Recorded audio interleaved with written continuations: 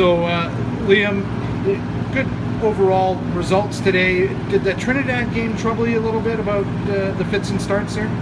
No, they're difficult games to play these because we're such a dominant side, and sometimes a game doesn't look like a normal international sevens game. There's players who do things that are a little bit unusual, and they caught us with a try early on, which was our mistake. And it's a case of us making sure we're 100% focused for every game, and we reviewed that afterwards. But good results. The games are actually more difficult to play than against harder opposition.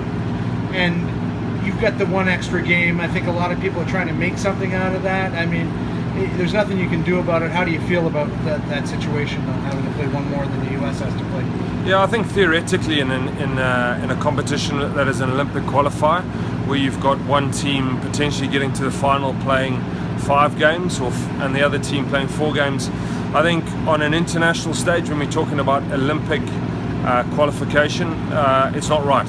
That's the fact of it. But we've taken it on the shoulders and we've said, well, look, we'll make the most of it. We'll make sure that through that game that we've got more than them. We're going to sharpen our game. So we've taken more as a positive, but I think at a higher level, a more political level, I think we've got to realise that there's got to be an even playing field when you're talking about the Olympic Games.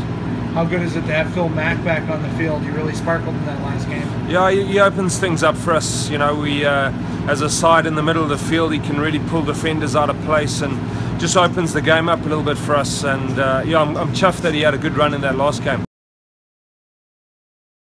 So Phil, I mean, great to see you back on the field, and really, it looked like that third game you were back to the old Phil. You sort of shook the rust off and were getting things done. Yeah, it felt all right.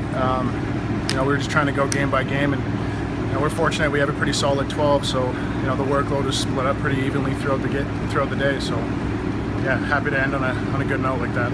How are you guys feeling about the extra game versus the States? You trying to make that a non-psychological thing?